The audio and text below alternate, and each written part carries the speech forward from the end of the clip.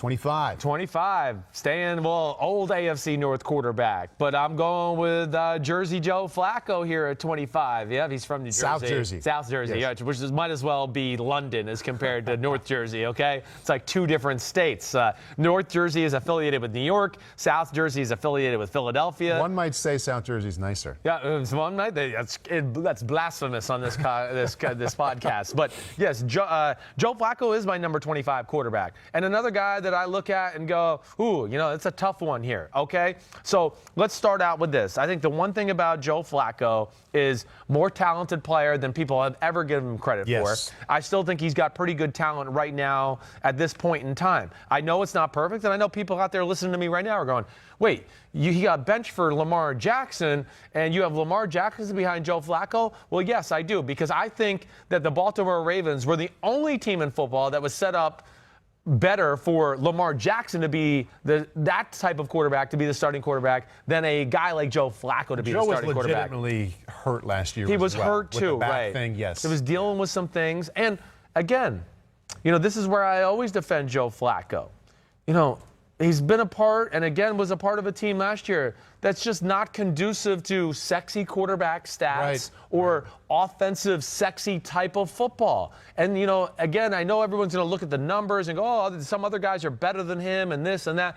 It's not always easy to play quarterback for a team like the Baltimore Ravens, where it's always about the defense. It's always about the run game. Oh, Joe, we got stuffed on first and second down in the run game. Now it's 3rd and 10. We know we've been running heavy, but, man, now we need you to throw dimes all over the field for us. Right. That's not easy. It's like, hey, Steph, I know we haven't given you a shot in 3 quarters. Now it's the 4th quarter. We need you to go out and knock down 10 3-pointers. And he made that work extremely well when they won that Super Bowl. Yes. They not only won with him, there were a lot of times I felt like watching, it's going back a few years, but I remember having this feeling like they're not just winning with him, they're winning because of him in a lot of big situations. Yes. In that Super Bowl run, I think he had no interceptions. 11 touchdowns, 0 interceptions. And no picks, right? Right. So 1,100 yards in the playoffs. So for the majority of time, the running game led, defense led, special teams. Right. Harbs is a big special teams guy. No doubt. Quarterback asked a lot of times just to don't screw it up. Yeah, don't screw it up. He still had decent numbers. Yes. And they won more than they lost. I think he also was a victim, just like I talked about with Andy Dalton. Yeah. Andy was decent for a while. Right. Didn't mean that he sucked. Right. Well, just because Joe Flacco a lot of times, if you'd have said, who are the 5 quarterbacks you want most? Yeah. Joe wouldn't have been one of the top 5. He Sure. might have been 5 through 10, though. Yes, he could have been in some of those years. And just because he wasn't an all-pro kind of guy, right. I don't think he got the credit he deserved. I agree. And then there was other personalities on the team that were bigger than him and better than him. And here, if you're watching on YouTube, we got a little graphic up right now comparing Joe Flacco and Andy Dalton. Career stats, all very good. Again, I'll go back to kind of something I just said with Andy Dalton. Andy Dalton's had clearly more talent around him in his career than Joe Flacco on the offensive side of the ball. I mean, really, we're talking about the best receiver Joe Flacco probably ever played with was Steve Smith Sr., who was in year 11 or 12 of his career. It was probably the best go-to target he ever had. Right. So, I'm not going to sit here all about statistics. And, to what you're saying, Paul, and I think this is where I was, Joe has some elite factors in his game. Oh, yeah. Joe has an elite arm. Yeah. Joe has an elite size. Von Miller just came out and said he threw it 80 yards in practice. And a lot of times I see these things, I'm like, no, that's not going to happen. I bet Joe Flacco can still fling it 80 yards. I do too. Do too. Joe Flacco, and I said this today on PFT, TV does not do justice to Joe Flacco because he could throw it 40 yards and he uses the same amount of effort where most people would use to throw the ball 5 yards. Right. He can just go, and it's 40 yards down the field. Flacco was one of those guys, the first time I was on the field with him, I went, whoa. The ball is flying out of his hand, and he can spin it so hard that it whistles, too. Right. So he's an underrated athlete. He can make game-changing type throws, like the divisional playoff game against the Broncos where he throws the ball 70 yards down the field in 20-degree weather. And, touchdown, we're going to overtime, and now they win the game.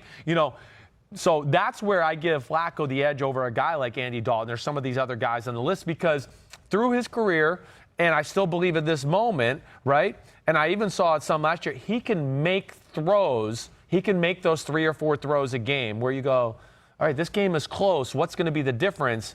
And Joe can make some throws and plays to go, oh, we've swung the pendulum back into our favor because Joe just threw a 40-yard laser into the cover 2 hole down the right sideline. Which he can still do. Which he can still do. And that's where I really think Joe Flacco still, has great value. Sometimes I think you put these lists together not only as an analyst but also as a producer because it goes so well to have Andy right next to Joe with their history in the AFC North. I think more relevant for now, they're both dealing with so much new at a point in their career where they're past the age of 30. Now, Joe has more new. He's in a new city.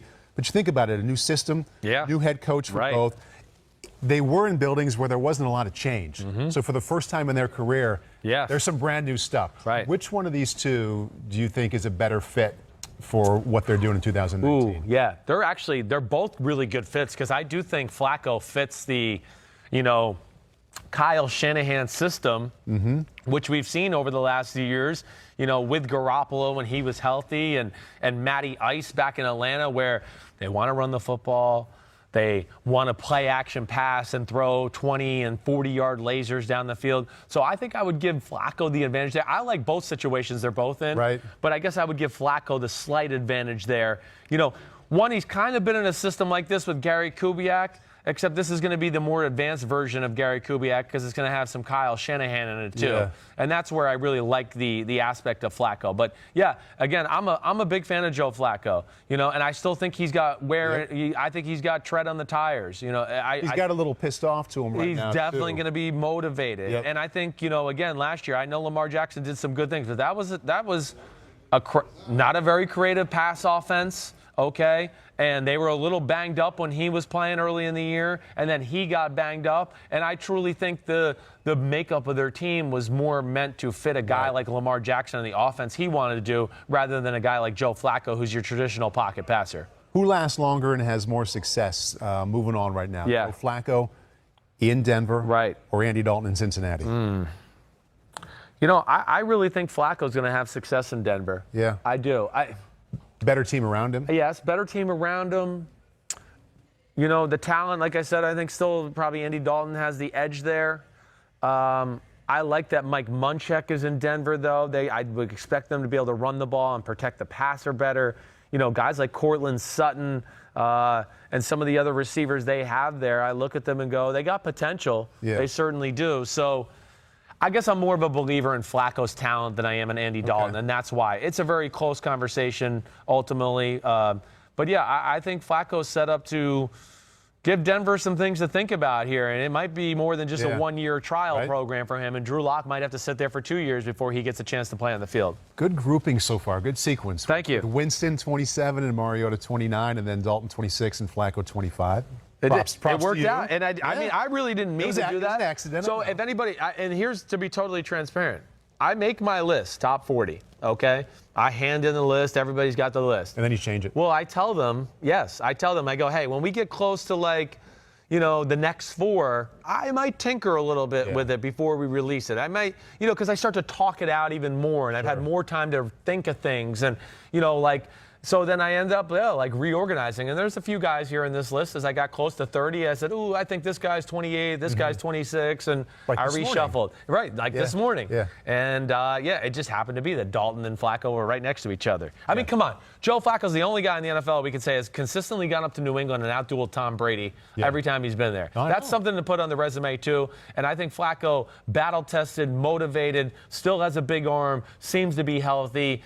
Yes, I have him at 25, and really I think he has the skills still to maybe even be higher if he had a solid year and we do this again next year. Hi, I'm Mike Tirico, and thanks for watching. Make sure to hit subscribe for the latest news and highlights from NBC Sports.